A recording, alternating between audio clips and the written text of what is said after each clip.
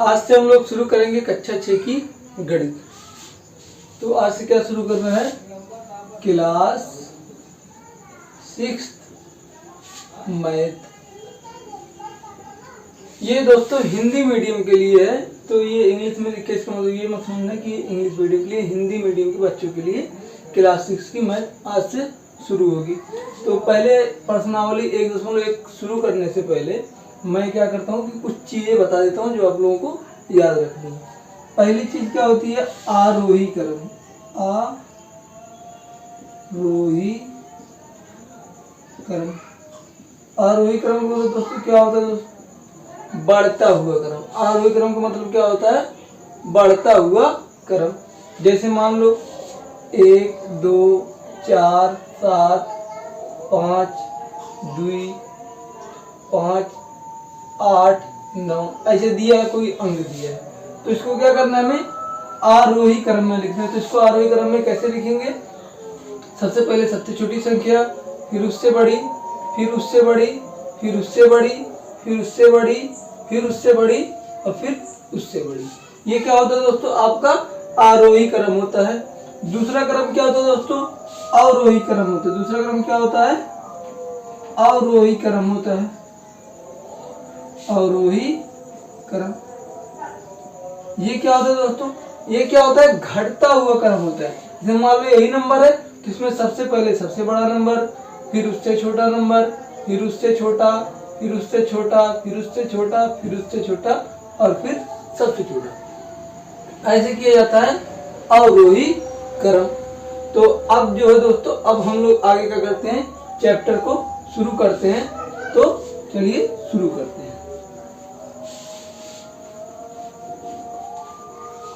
तो सबसे पहले क्या है, प्रश्नावली 1.1 से हम लोग क्या करेंगे, शुरू करेंगे। तो पहला क्या है, जो हमारी प्रश्नावली 1.1 है उसका जो पहला सवाल है क्या है, रिक्त स्थान को भरिए। इसमें रिक्त स्थान में ऐसे कितने हैं, 5 ऑप्शन दिए हैं, पांचों में हमें भरना है।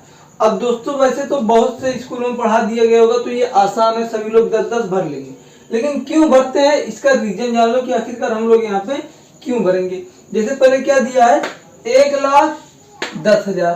तो हम बीच में क्या रखें, ये जो है इसके बराबर हो जाए। ये दोस्तों आप लोग कुछ इस तरह से समझ सकते हो। जैसे मान लो मैं आपको एक 10 की नोट देता हूँ, 10 रुपया देता हूँ और मैं आपसे कह देता हूँ कि आप मुझे एक बार में 1-1 रुपए दीजिए। तो आप मुझे कितनी बार में देंगे, 10 रुपये आप मुझे 10 बार में देंगे।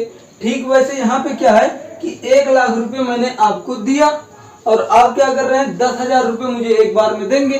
तो आप वैसे कितनी बार में मुझे 1,00,000 रुपये दे देंगे। तो ठीक वैसे 10,000 रुपये एक बार में, तो 1,00,000 रुपये देने में 10 बार में, यानी एक नोट 10,000 का तो 1,00,000 करने में 10 नोट लगेंगे। ठीक वैसे 1 मिलियन, अब दोस्तों ये मिलियन है, ये अंतरराष्ट्रीय यानी विदेशों में चलता है, अपने हिंदुस्तान में नहीं चलता। 1 मिलियन बराबर होता है 10 लाख के। 1 मिलियन किसके बराबर होता है, 10 लाख के। तो यहाँ पे क्या पूछा है कि 1 मिलियन मैंने आपको दिया तो आप 100,000 कीजिए। तो 100,000 को हम किसको कहते हैं, लाख को, यानी 1 लाख। अपने हिंदुस्तान में 100,000 को क्या कहते हैं, 1 लाख कहते हैं। तो 1 मिलियन 100,000, यानी हम 100,000 यानी 1 लाख की कितनी नोट लेकर आए कि वह 1 मिलियन यानी 10 लाख हो जाए। इतना 10 लाख हो जाए। जाहिर सी बात है 1 लाख की नोट हमारे पास है, 10 लाख रुपए देना है तो 10 नोट ला के रख दो। ठीक वैसे 1 करोड़, 1 करोड़ में कितना होता है, 100 लाख। तो 10 लाख की 1 नोट तो 100 लाख देने में 10 नोट। ठीक वैसे 1 करोड़, ये 10 मिलियन, 1 मिलियन यानी 10 लाख। तो 1 करोड़ में 100 लाख, सेम टू सेम वही सवाल, इसमें भी 10 भर दो। 1 मिलियन बराबर 1 लाख, इसमें भी 10 भर दो। तो आप लोगों को क्या करना है, पहले सवाल में 10-10 भरना है। ये तो बहुत आसान है, बट इसके पीछे का रीजन जब जानोगे तो आगे क्लासों में आपको मैथ में प्रॉब्लम नहीं होगी कि वजह क्यों थी। क्योंकि मैथ में अगर हम रीजन जानते हैं तो कोई दिक्कत नहीं होती है। ठीक, अब चलते हैं दूसरे क्वेश्चन पे। नंबर 2 क्या है कि सही स्थानों पर अल्प विराम लगाते हुए संख्या को लिखो। ये क्या दोस्तों, कई बार क्या होता है कि ये तो अभी हमें ऐसा दे रहा है जब हम कक्षा 4 या 5 में होते हैं तो ये दे देता है कि अंकों को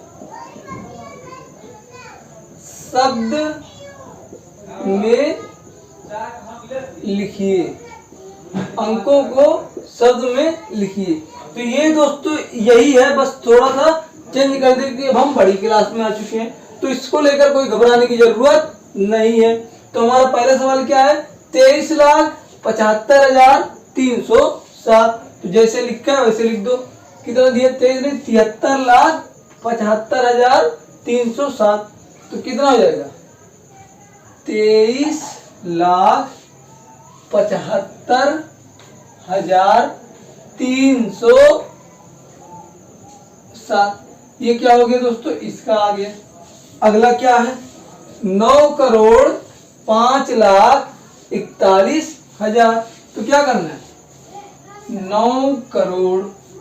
अब दोस्तों 5 लाख दे दिया तो 9 करोड़ के बाद क्या आता है, लाख आता है। क्या आता है, 10 लाख आता है। तो 10 लाख नहीं तो यहाँ पे क्या लग जाएगा, 10 लाख जहां नहीं है 10 लाख के अंक पे क्या आ जाएगा, 0 आ जाएगा। उसके बाद कितना है, 5 लाख। फिर कितना दे दिया है, 41।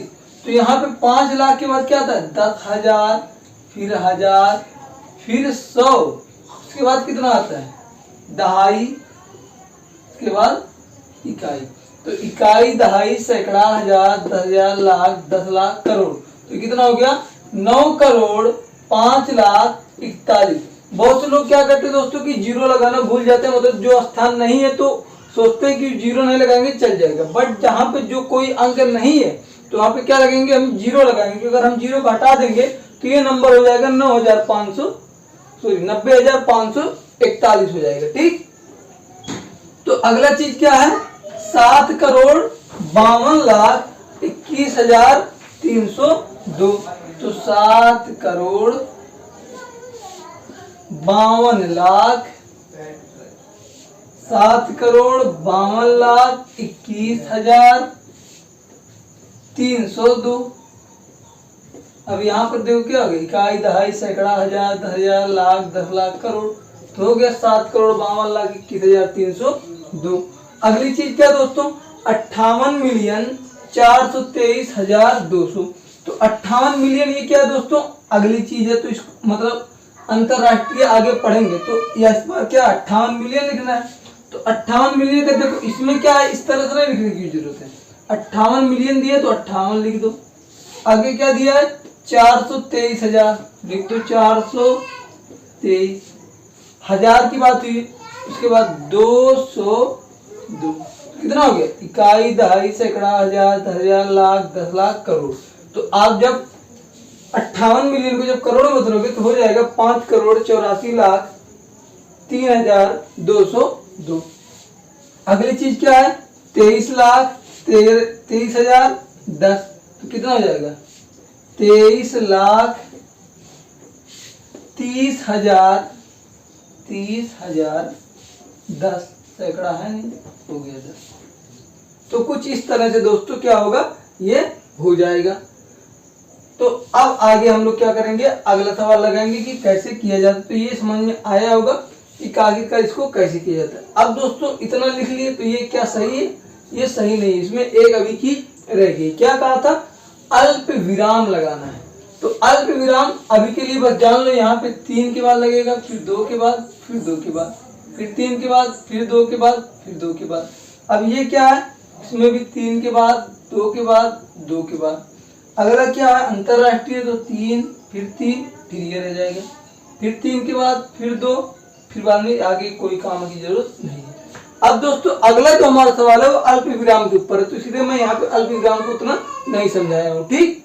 तो सवाल नंबर 3 है कि उपयुक्त स्थानों पर अल्प विराम लगाइए और संख्या के नामों को भारतीय पद्धति में लिखिए।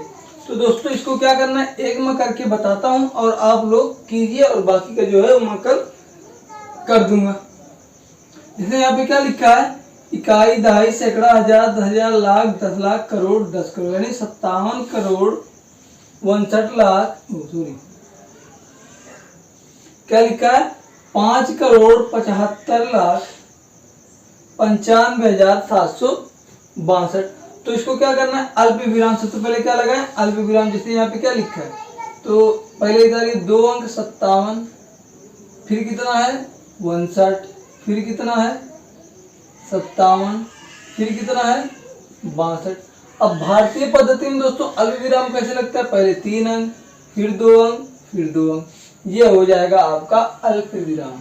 फिर क्या कहा है, इसी में क्वेश्चन क्या है, और संख्या के नामों को भी लिखिए। तो संख्या के नामों को क्या हो जाएगा, 5,75,95,762।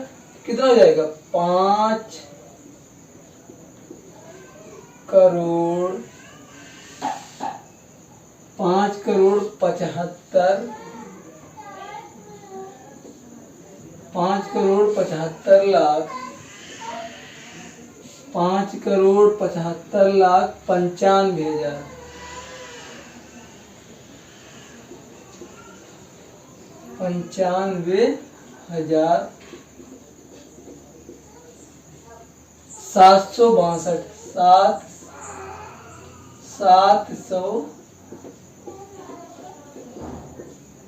762।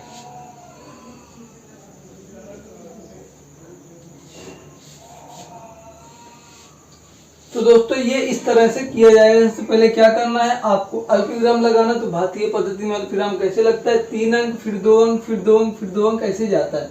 उसके बाद इसको आप लोगों को क्या लिखना है, हिंदी में लिखना है। जैसे 5,75,95,762। तो आज यहीं तक वीडियो। अगले जो है ये जो तीनों सवाल है वो मैं अगली वीडियो में लगाऊंगा, और जो कल एक सवाल बच गया वो भी कल मैं आप लोगों को बताऊंगा। ठीक।